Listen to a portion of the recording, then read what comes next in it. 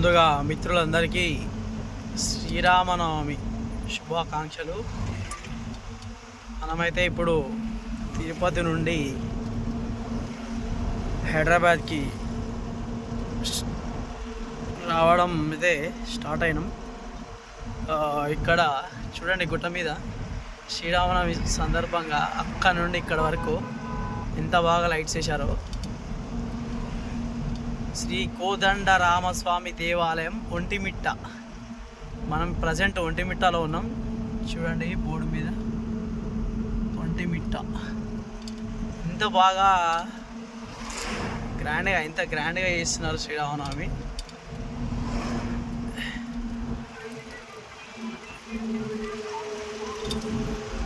మంచి మైక్స్తో, లైటింగ్స్తో శ్రీరామనవమి అంటే ఇలా ఉంటుంది. ఇక్కడ టెంపుల్ కూడా చాలా బాగుంటుంది. నేను ఇంతకుముందు 2-3 టైమ్స్ వచ్చిన, కాకపోతే దర్శనం చేసుకోలేదు, కానీ బయట నుండి దివ్య దర్శనం అయితే అయింది. గోపురం, ఎంత మంచి లైటింగ్. ఈ పబ్లిక్ అనేది చాలా ఫుల్ ఉన్నారు. పబ్లిక్ చూడండి, లైటింగ్ ఎంత బాగా వేశారు. జై శ్రీరామ్. గుడి కూడా చాలా అలంకరణ, సూపర్ అలంకరణ వేసారు. పబ్లిక్ చూడండి.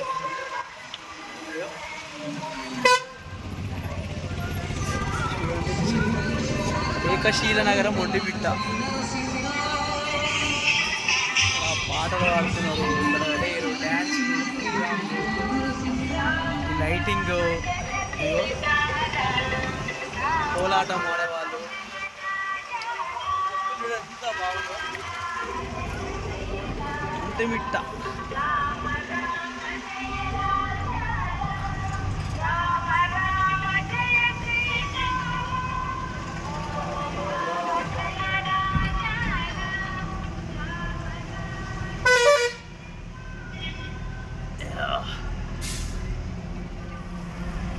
ఇంత బాగా అలంకరణ వేసి, లైటింగ్స్ వేసి చాలా బాగా చేస్తున్నారు.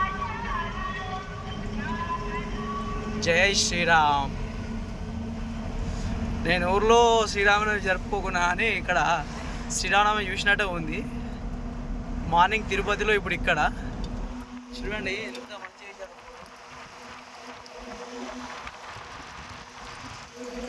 ఇక్కడతో ఎండ్ అయిపోయింది. ఈ సుమోడు అయితే నా పక్క నుండే పోతున్నాడు. ఇగో ఇక్కడ కొత్తగా కట్టేసినారు టెంపుల్. అది సంథింగ్ నా టెంపుల్. ఇది కూడా కళ్యాణ వేదిక అనంట. చూడండి ఎంత బాగా గ్రాండ్గా వేసారు. చాలా పెద్దగా ఉంది కళ్యాణ వేదిక. మొన్న వెళ్ళేటప్పుడు చూసుకుంటా అన్ని అరేంజ్మెంట్స్ అవుతున్నాయి. రిటర్న్ వచ్చేసరికి లైటింగ్స్ చాలా బాగుంది. పెద్ద కళ్యాణ వేదిక ఉంది. ఇక్కడైతే ఎగ్జిబిషన్ జరుగుతుంది. రంగులు రద్దుమంటాను నేనైతే. అయ్యో, సో అందరికీ మరొకసారి శ్రీరామనవమి శుభాకాంక్షలు. మనమైతే జర్నీ కంటిన్యూ చేద్దాం.